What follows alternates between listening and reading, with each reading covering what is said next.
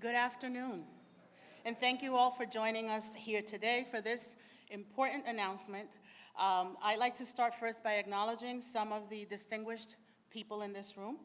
Thank you to the Bar Association for hosting us today. President Roger Maldonado is here with us. Members of Congress, Carolyn Maloney and Adriano Espaillat are here with us. Members of the New York State Senate and Assembly, and members of the New York City Council.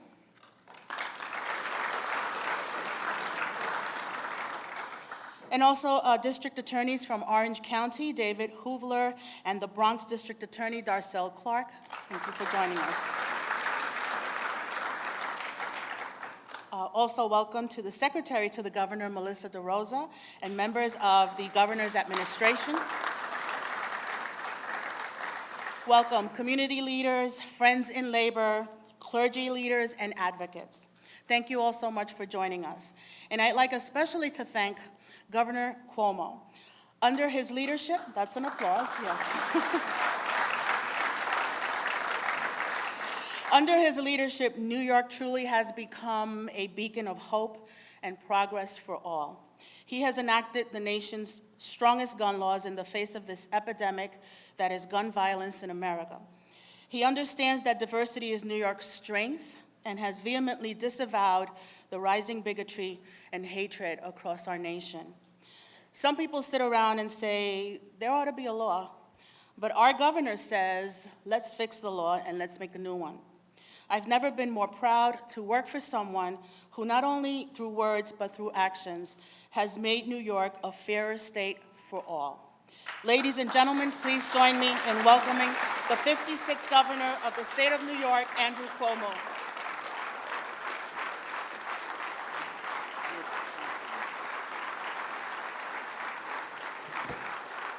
Thank you very much. Thank you. Thank you all very much. Good afternoon. First, thank you very much to the Bar Association for having us and your hospitality and your courtesy. Let's give them a big round of applause. To all my colleagues who are here from the state level and from the federal level, all the legal advocates, all the community advocates, thank you all very much for being here. You'll hear from Congressman Hakeem Jeffries, who we are so excited about the work he's doing and how he has been representing the state and the nation. Congressman Hakeem Jeffries. You're going to hear from Speaker Corey Johnson, who has been at the forefront of this issue, and we're honored to have him, Speaker Corey Johnson. And Malcolm Hoenlein, who's the Executive Vice Chair of the Conference of Presidents of Major American Jewish Organizations. Malcolm has been the champion and the leader and the sage, wise counsel on issues like this as long as I can remember, and we're honored to have him. Malcolm Hoenlein. To Rossana Rosado, who is a great Secretary of State, I would say you were the best Secretary of State in history.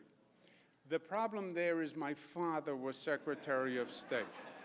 And if I were to say that, my mother would be upset, a bolt of lightning would come down right now, and it would be all over. But you are an extraordinary Secretary of State. We're honored to have you, Rossana Rosado. And let me thank you all for being here today. I know it's August, I know it's during vacation and during recess, and normally we're not working at this time, but these are no ordinary times. We are living a recurring American nightmare. The 22 mostly Latino victims in El Paso are the most recent innocents to fall victim to the scourge of hate. The devastation of these continuing horrific events leaves us literally grasping for words. Why? Because there are no words. And politicians' expressions, offering thoughts and prayers, are now almost insulting when they should be taking action and passing laws. When we look back at this era, we will see that this has been one of the most polarizing and divisive in our history. a society indelibly scarred by the toxic cocktail of guns and hate. Now, sadly, hate is nothing new in our country. Diversity is the American DNA, and differences can cause fear and hatred. And good Lord knows that our country bears the scars of that hatred. The Ku Klux Klan, the Tulsa race riot of 1921, killing hundreds of African Americans, the Texas massacre in 1918, when Texas Rangers summarily executed 15 Mexicans. But we thought that was part of our ugly yesterday, not our reality today, and not threatening our tomorrow. When Abraham Lincoln asked whether a nation so conceived and so dedicated can long endure, he was asking the fundamental, perpetual question that every generation of Americans must answer. And it was answered at Gettysburg, it was answered on the Edmund Pettus Bridge, it was answered on 9/11, and today the American people are calling us to answer that same question once more. The truth is, the flames of hatred have been stoked to a raging fire that threatens to burn down the American house that Lincoln envisioned. Ironically, today's hate does not discriminate. We have seen hateful acts against African Americans in Charleston, Jews in Pittsburgh, Muslims in New York, Latinos in El Paso, and the LGBTQ community in Orlando. The hate is targeted to others. Other religions, other orientations, other races, other creeds. Except this is America.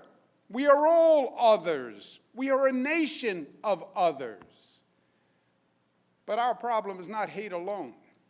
Hate alone can pick up a rock, it can pick up a club, it can shatter a life.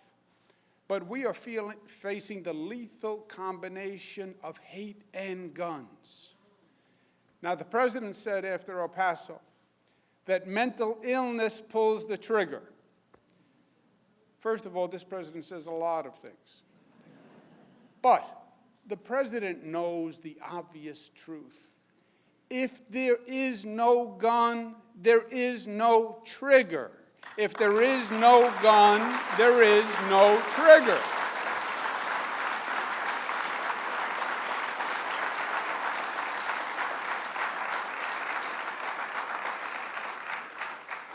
The president's partisan political self-interest has trumped his responsibility to protect the public. His government has failed the American people. When I was in Israel 3 weeks ago, I visited Yad Vashem again. And there was a quote that is all too relevant today. A country is not just what it does, it is also what it tolerates. We must have no tolerance for this rampage of hateful violence.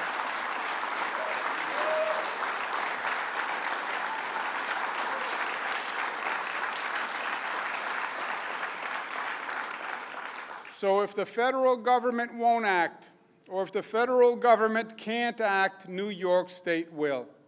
And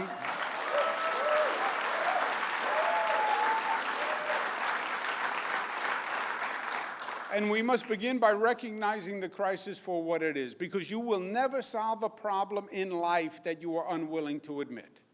And today, New York State truly acknowledges the ugly truth that we have an enemy within, an American cancer where one cell in the body politic attacks the other cells in the body. It spreads in the hidden corners of the internet and from the highest positions in the land. And it infects sick and hate-filled hearts. This new violent epidemic is hate-fueled American-on-American terrorism. We still treat terrorism as an act committed by foreigners. It is, but that is only part of it. It is now a two-front war on terrorism. It is fed by hate, but hate from abroad and hate right here at home. White supremacists, anti-Semites, anti-LGBTQ, white nationalists. These are Americans committing mass hate crimes against other Americans, and it should be recognized for what it is: domestic terrorism.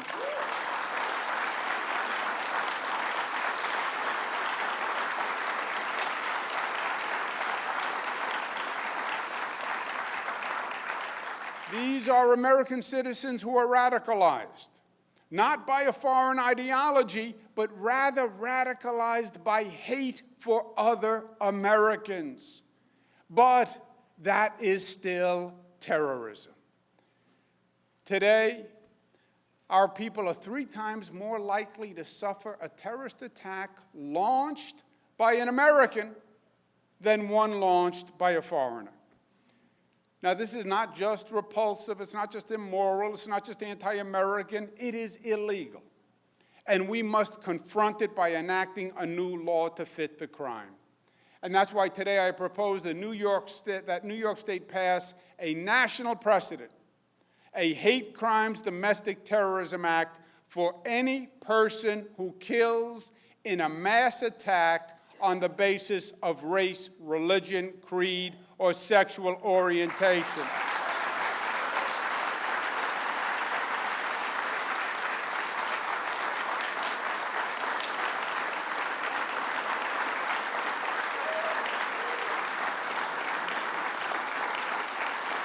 Thank you. Thank you. The penalty should be the same as it is for other terrorism crimes, up to life without parole. Because these are hate crimes on steroids. They are mass hate crimes, and they are terrorism. And the punishment should fit the crime, period, and in the state of New York, it will.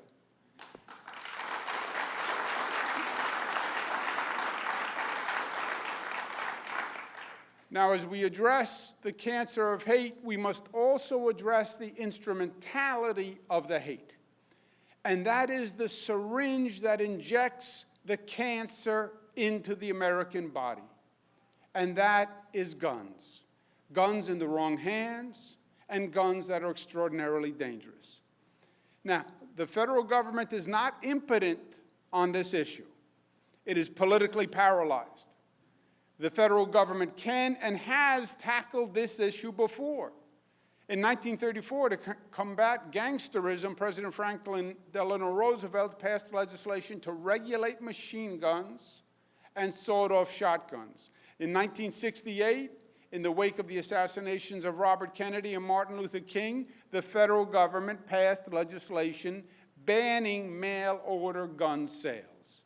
And in 1994, the Clinton administration enacted a 10-year ban on assault weapons, and it instituted the first system for background checks. So we know the federal government can do it when you have the political will. And here in New York, we saw what was going to happen. We saw the violent future in the bloodshed of the Sandy Hook massacre. That was 6 years ago. And we acted. We passed the SAFE Act, the same law that the nation still needs to pass today.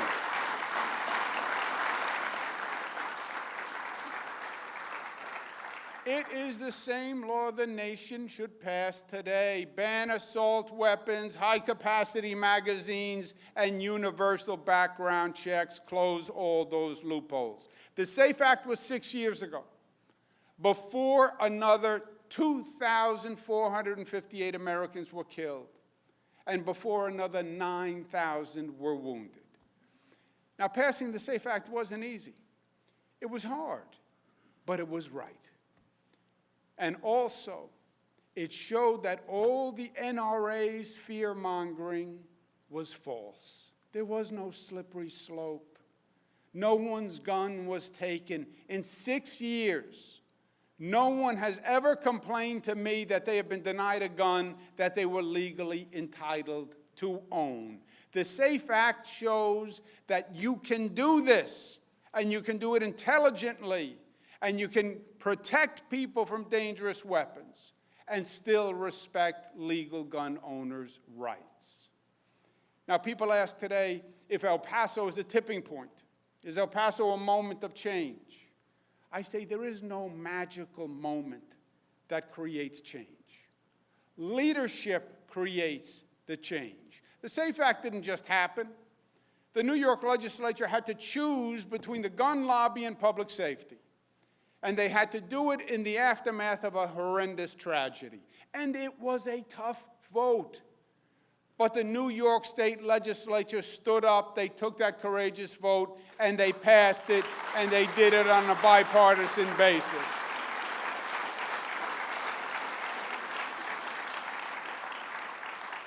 Washington Democrats must show today that they have the leadership to bring change to the country. They must expose this president and the Republican senators as the political cowards they are and the lackeys for the gun industry that they serve.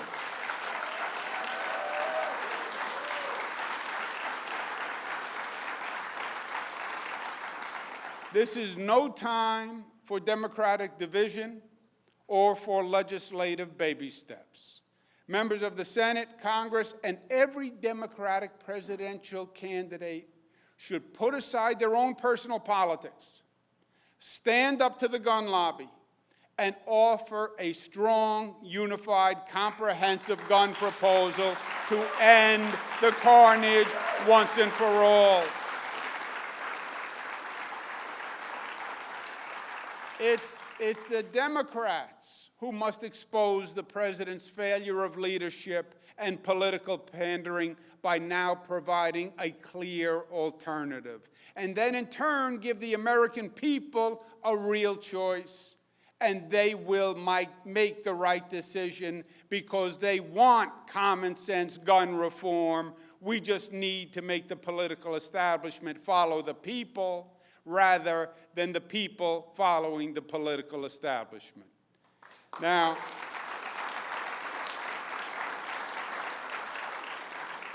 my friends, we know that New York State is at her best when she leads the nation through troubled times. And we do it by reminding Americans what America really means. We lead by example, by what we do, by passing the best gun law in the nation, and now by proposing a new terrorism law to combat our new American terrorists. This is going to be the first law of its kind in the nation.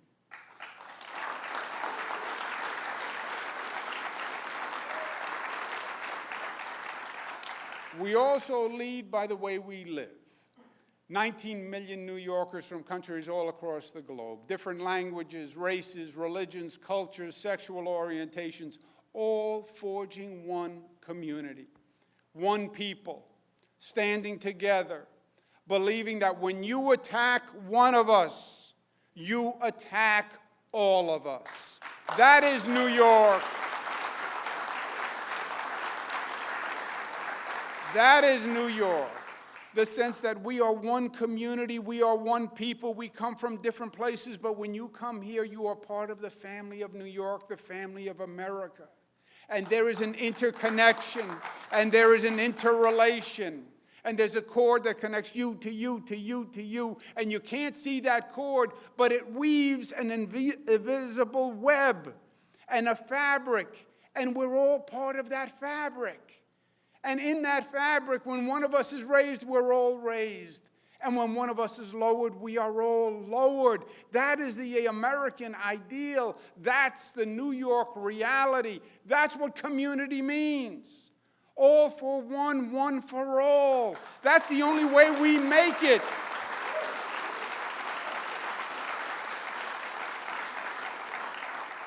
That what happens to you happens to me. And that we will stand together when any of us are attacked.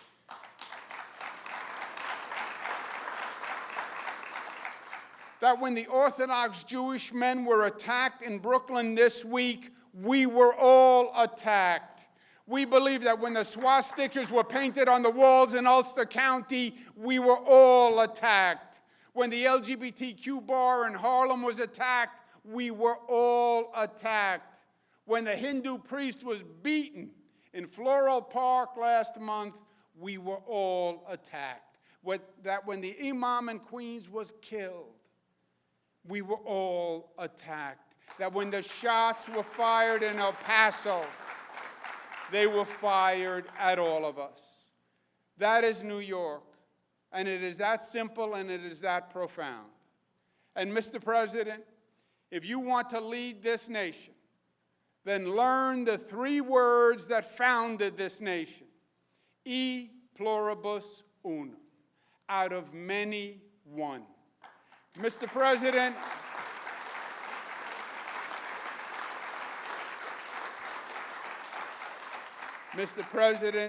stop dividing, start unifying, save American lives, and New York State will lead the way. Thank you, and God bless you.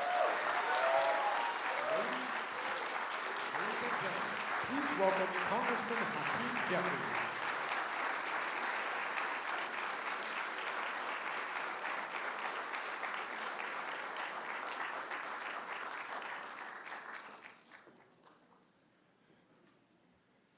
Good afternoon. Let me first just thank Governor Cuomo for his tremendous leadership and once again bending the arc of the moral universe in the right direction. We appreciate you, Governor. Let me also congratulate the Governor as well as the members of the state legislature on an incredibly productive and monumental legislative session in Albany.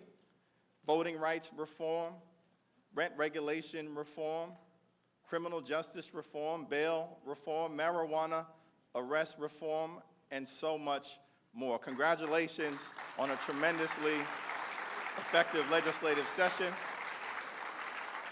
Or as we say in Brooklyn, mazel tov. We're certainly appreciative of my colleagues who are here, Carolyn Maloney and Adriano Espaillat, and the entire New York delegation on the work that they continue to do on your behalf down in Washington, D.C. These are certainly very challenging times. Hate crimes are on the rise throughout America. There is a growing scourge of domestic terrorism that is fueled by a rise in white supremacy.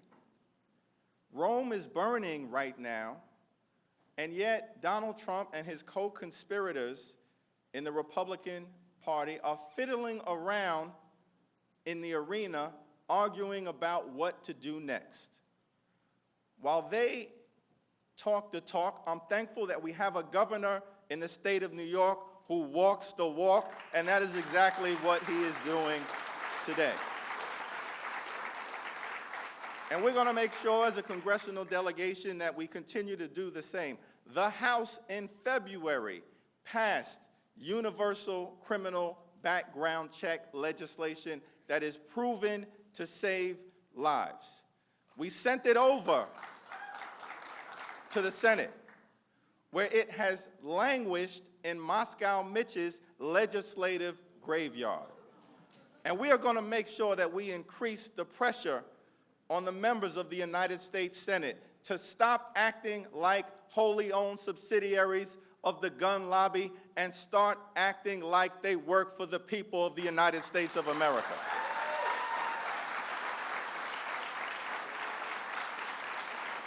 And we will not rest until the Senate acts.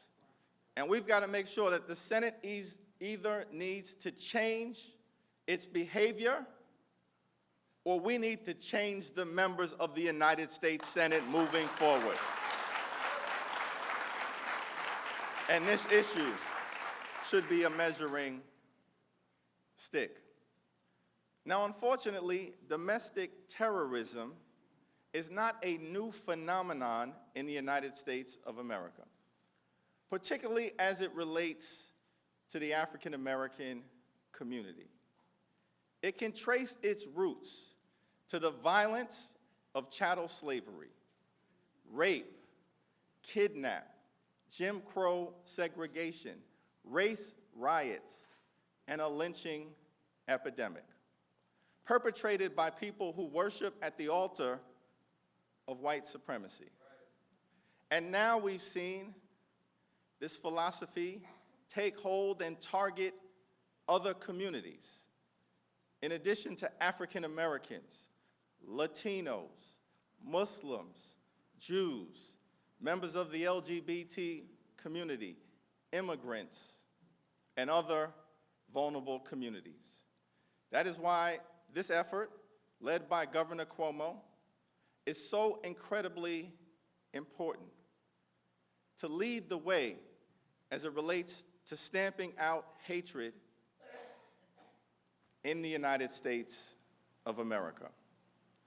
Let me end with this thought. We are also here today, as the governor articulated such an eloquent fashion, to make it clear to the people throughout New York State and throughout the country and the world that we here know from our own experiences, and we believe that diversity is a strength. It is not a weakness. Here in New York State and throughout America, we are a nation of immigrants, some voluntary and others involuntary. But as Dr. King once observed, we may have come over on different ships, but we're all in the same boat now.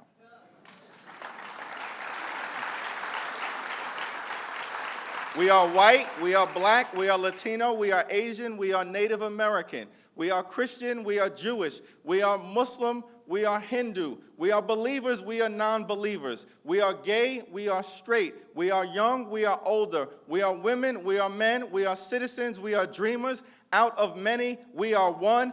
That's what makes America a great country.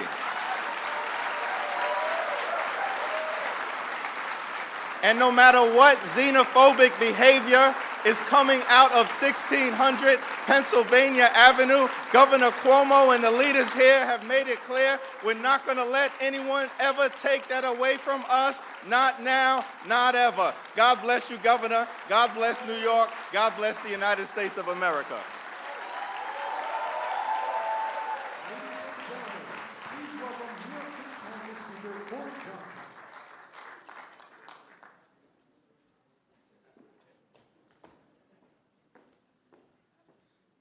Always fun to follow the future Speaker of the House, Hakeem Jeffries, and the Governor of the state of New York.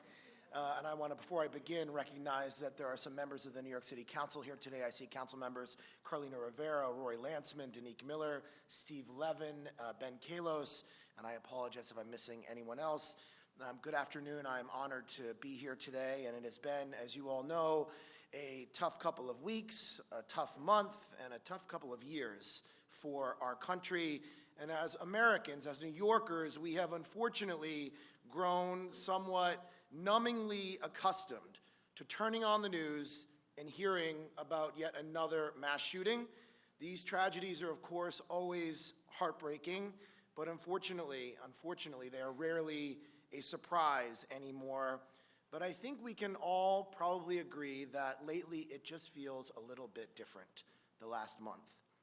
Like we have reached a new level of anxiety and fear, because in addition to our long-standing gun violence epidemic, we now have a serious white nationalist problem that has led to tragic incidents of domestic terrorism, as the governor outlined. It seems that we are under constant attack, and no one and nowhere feels safe these days. And as New Yorkers, we uniquely understand and know this feeling, but unlike after 9/11, our federal government is not taking terrorism seriously. We've had to settle for thoughts and prayers, or speculation that maybe video games are to blame. This is despite the fact that right now, homegrown terrorists have killed more Americans since 2001 than foreign terrorists. It is clear that we cannot wait for our federal government to act, so we, New York State, the governor and the state legislature, will take action on their own. In New York City, the council recently passed a law creating the Office of Hate Crimes Prevention after we saw an alarming spike of hate crimes in the 5 boroughs, including an 82% increase in anti-Semitic hate crimes and incidents in our city. And today, we are seeing now from this governor bold action from our partners at the state level. Governor Cuomo is taking the first steps in the country to treat domestic terrorism for what it is, an existential threat to the very fabric of our nation. And we are saying today that if you want to kill people because they are an immigrant, they are Latino, or they are Jewish or Muslim or LGBTQ or African American, you are a terrorist and you are a threat to every person in this country and in our state.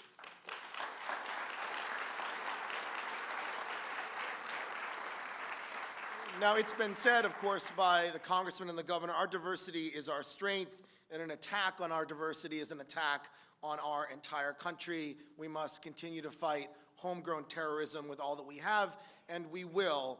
I want to make one other parallel between the moment we're living in now and one of the worst days in American history, and of course, in New York State and New York City history, 9/11. In the months that followed that extraordinarily dark day, New York saw an outpouring of love that helped sustain us. And I see that same outpouring of love for the victims of these horrible acts of terror our country is grappling with now. I'll just give you one example that you may not have heard of. Antonio Bosco lost his wife, Margie Ricard, in that shooting in El Paso on August 3rd. She was 63 years old. Antonio has no other family. His wife was his only family member. So the funeral home director put a notice on Facebook asking for the community to come and attend the service to show support. People from all over the country have responded to say they'd come, and the funeral director announced, I believe yesterday, that 1,000 people are attending the funeral this Saturday.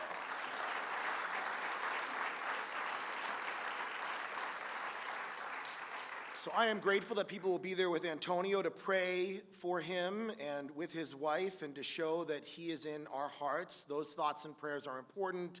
I hope nothing I said diminishes how powerful and necessary they are. Antonio needs that. We need that. But as Americans, we do need more than thoughts and prayers.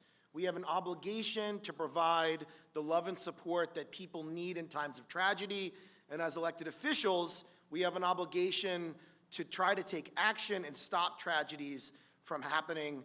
New York is acting, as Governor said, 6 years ago when no one was taking real action across the country. Governor Cuomo stood up in a divided state legislature and said, we are passing the most comprehensive gun reform legislation, gun control legislation in the entire country, and he passed the SAFE Act. We are continuing with that today.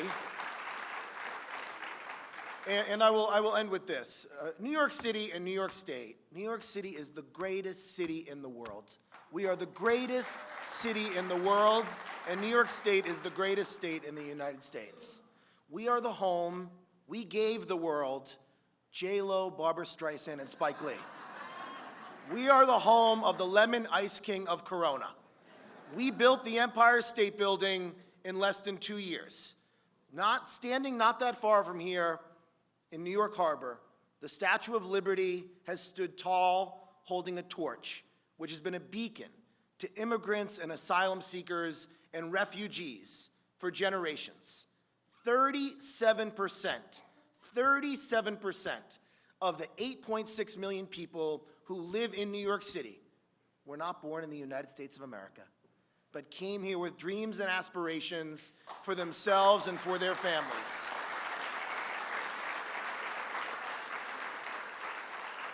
When President Obama gave one of his inaugural addresses, two of the places he named, which are the basis of the foundation of the greatness of our country, was Stonewall and Seneca Falls in our great state of New York. We are the greatest city in the world. We are the greatest state in the country. But that greatness is not guaranteed. Progress is not guaranteed. Justice is not guaranteed. It takes moral clarity, it takes leadership, and it takes action when times are tough. That is what Governor Cuomo is providing today. Thank you very much. Please welcome Michael Bowman.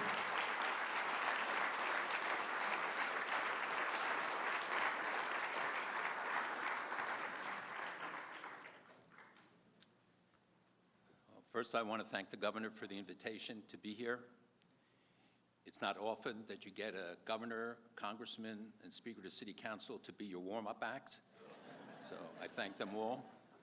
And this is, in fact, a very important gathering. And the governor expressed in the most eloquent terms, I think, what's in the hearts and minds of so many of us, and needed to be said and needed to be acted upon.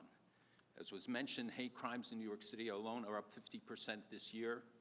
And while majority are anti-Semitic, everybody is a victim and everybody is targeted. So we come together today as one people with one heart, which has always been the formula for success. That what unites us far outweighs the differences. Unfortunately, most of the attention is given when people are pitted against others, rather than recognizing that the overwhelming preponderance of issues unite us, that we have a common faith and common fate, that what happens to one of us happens to all of us. The governor, I think, in taking this leadership, has set a standard. And the words of my Congressman Jeffries, and our City Council President really ring true and touch the hearts of all of us, as they must. Governor, you are so right in declaring this domestic terrorism, because if you don't name it, you can't fight it. And the reluctance all along,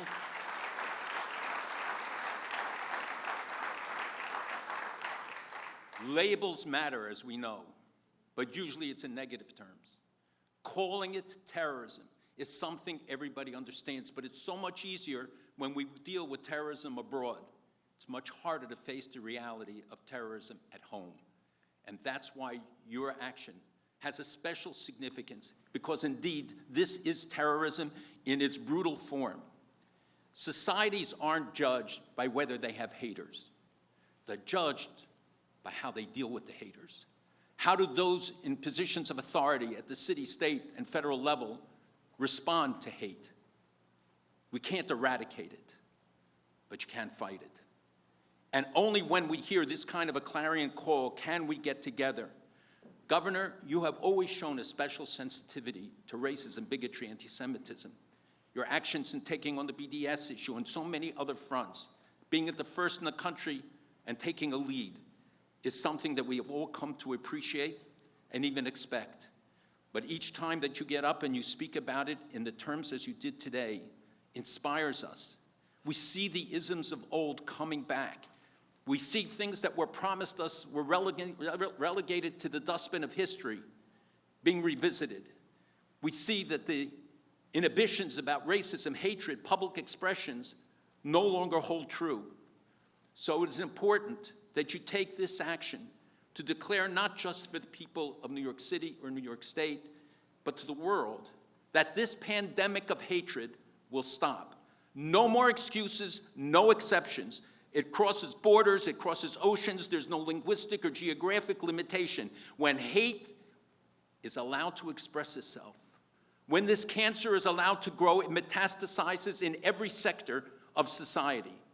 And only by a unified declaration by all of us, by closing the loopholes as your proposal does, will enable the proper pursuit and prosecution of those responsible. We have to name them, and we have to shame them. And we have to declare it publicly and properly. I hope that corresponding action will be taken by other states and the federal government acting on this initiative of yours. Terrorism is everybody's problem. Mass casualties, as we saw in El Paso, in Poway, in Pittsburgh, everywhere. The age of innocence is over. The age of deniability is over. No one can say they don't know. Everybody knows. Now the question is, what will they do about it? Each of us has to recognize the reality of the deaths that we have seen that affected every sector of societies, and blacks, Hispanics, LGBTQ, Jews, Muslims, everybody. So when we all recognize that we are all victims, we all can become advocates and support this initiative and others that will say, we know the truth. There's no more cloak of ignorance to hide our shame. Everybody knows what is happening, and it's time to act. Martin Luther King once said, we will not be judged by the attacks of our enemies, but by the silence of our friends. Now's the time when we will be judged. In this time, when we see such an increase in bigotry and racism in so many ways, and seeing young people infected by it, even in our schools, let alone the internet, which has become such a vehicle to rapidly spread the big lies and the charges, and when you destroy 1,000, 10,000 arise, but only by concerted action by all of us. To be very honest, I'm tired of the memorials. I'm tired of the crocodile tears. I want to see action. I want people to stand up and say, we will prevent, not mourn.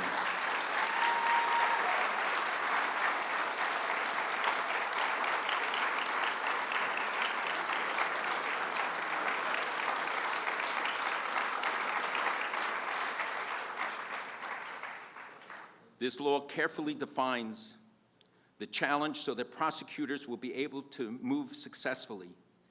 We have to see to it that all are held to account, the perpetrators, but also their supporters, their abettors, those who help facilitate. We know what the challenge is. There has to be a policy of zero tolerance. Hate stops now. Terrorism stops now. Violence stops now. But only if we make sure that that is the case. So I hope that in the coming weeks we will all work together to follow up, that we will be able to stand together, to act, to implement, that the words are important, just as words of hate lead to deeds of hate, words of love and support lead to acts of love and support. Now is a time when we need it more than ever. So I hope that all of us recognize there can be no more bystanders. You can opt out, but you better have a good answer to your children and your grandchildren when they ask you, what did you do? All of us better think about it. Because if we don't have a good answer, they will pay the price. So Governor, again, I thank you. And I want to thank everyone for coming. It's a pleasure to be the cleanup batter in this illustrious assembly. And to thank you and look forward to coming together to celebrate happy occasions and victories in the future.